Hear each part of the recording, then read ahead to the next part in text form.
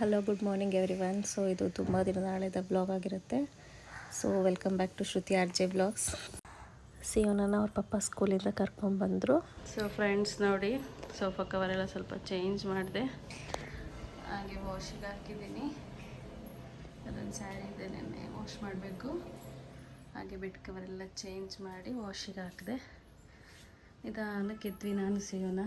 Breakfast ಆಗಬೇಕಿನ್ನೂ ಆಗಿಲ್ಲ.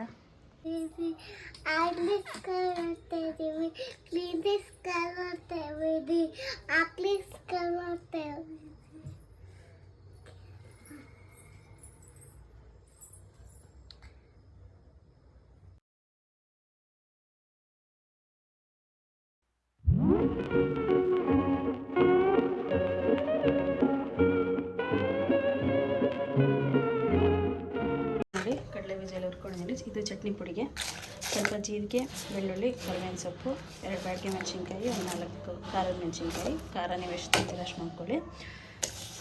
1 ಉಂಡೆ ಅಷ್ಟು ಹುಣಸೆಹಣ್ಣು, 1 ಚಿಟಿಕೆ ಅರಿಶಿನ ಪುಡಿ. ಇದಿಷ್ಟು ಸ್ವಲ್ಪ ಬೆಚ್ಚಗೆ ಹುರ್ಕೊಂಡಿದ್ದೀನಿ.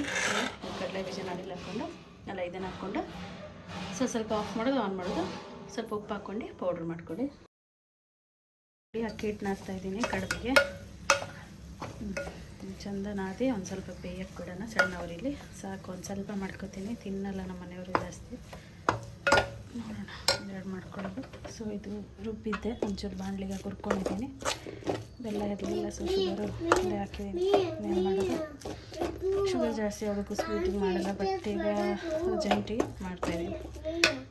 ಅರ್ಶಿಣದ ಕಡುಬು ಮಾಡೋಕ್ಕೆ ಅರ್ಶಿಣದೆಲೆ ಹಾಕಿ ಅಕ್ಕಿ ಹಿಟ್ಟನ್ನ ಸ್ವಲ್ಪ ನಾದ್ಕೋಬೇಕು, ಇನ್ನೂ ಆಗಿಲ್ಲ. ಎಲೆ ತೊಳ್ಕೊಂಬಿಡಿ.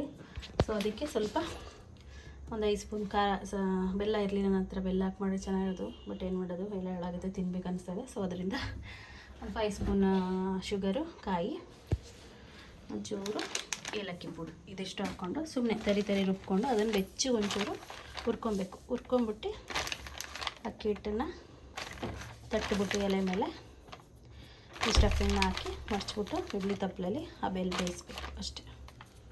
ನೋಡಿ, ಅರ್ಶಿಣದ ಎಲೆ ಹಿಂಗೆ ಎಲೆ ದೊಡ್ಡದಿತ್ತು, ಸೊ ಅದಕ್ಕೆ ಒಂದು 5 6 ಮಾಡ್ತಾಯಿದ್ದೀನಿ ಅಷ್ಟೇ. ಇದಾಗಿತ್ತು. ಸೊ ಹಿಂಗೆ ಅಕ್ಕಿ ಹಿಟ್ಟು ಮಾಡ್ಕೊಂಡಿರ್ತೀವಲ್ಲ, ಹಿಂಗೆ ತಟ್ಕೊಬೇಕು ಎಲೆನ. ಸರಿ, ಎಲೆ ಮೇಲೆ ಅಕ್ಕಿ ಹಿಟ್ಟನ್ನ ತೆಳ್ಳಗೆ ಹಿಂಗೆ ತಟ್ಕೊಂಬಿಟ್ಟು ಹಿಂಗೆ ತಪ್ಪಲೆ ನೀರು ಹಚ್ಕೊಂಡು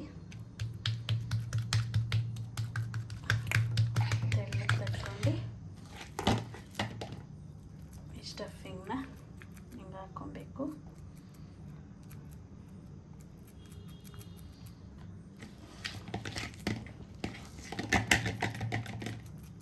ಇನ್ನೂ ಒಂದಾಗೋದು, ಬಟ್ ಅಕ್ಕಿ ಹಿಟ್ಟು ಸ್ವಲ್ಪ ಮಾಡ್ಕೊಂಡೆ ನಾನು. ಸೊ ಇಲ್ಲಿ ಹಿಂಗೆ ತಟ್ಬಿಟ್ಟು ದೂರಾಗಪ್ಪ. ಸೊ ಹಿಂಗೆ ತಟ್ಟಿ ಹಚ್ಕೊಳ್ಳಿ. ಮಡ್ಚ್ಬಿಡಿ ಇಡ್ಲಿ ತಪ್ಪಲೆಯಲ್ಲಿ ಆ ಬೇಲಿ ಬೇಯಿಸೋದು. ಒಂದು 10 ನಿಮಿಷ ಬೇಯಿಸೋದು ಅಷ್ಟೇ. ಗಮ್ ಅಂತ ಇರುತ್ತೆ. ಆಮೇಲೆ ಇಟ್ಟಿದ್ದೀನಿ ನೋಡಿ, ಒಂದು 10 ಮಿನಿಟ್ಸ್ ಬೇಯಲಿ. ಆಗಲೇ ಗಮ್ ಅಂತ ಇದೆ, ಅದ್ರ ಸ್ಮೆಲ್ಲೇ ಚಂದ. ಸೊ ಗೈಸ್ ನೋಡಿ, ಇದು ಇಡ್ಲಿ ತಪ್ಪಲೆ ಕಪ್ಪಾಗಬಾರ್ದು ಅಂತ ಹೇಳಿದ್ರೆ ಒಂದು ಸ್ವಲ್ಪ ಹುಣಸೆಹಣ್ಣು ಹಾಕ್ಕೋಬೇಕು, ಆವಾಗ ಕಪ್ಪಾಗಲ್ಲ. ಸೊ ಇದು ನಮ್ಮ ದೊಡ್ಡಮ್ಮ ಹೇಳ್ಕೊಟ್ಟಿದ್ದು ಟಿಪ್ಸು, ಹಾಗಾಗಿ ಶೇರ್ ಮಾಡಿದೆ.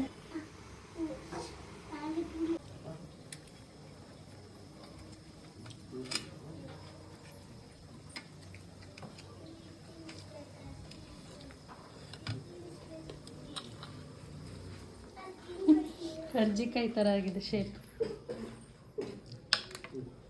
ಸೊ ಗೈಸ್ ನೋಡಿ, ಬೆಂದಿದೆ,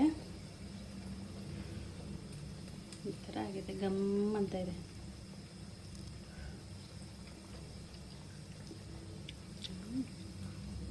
ಸೂಪರ್.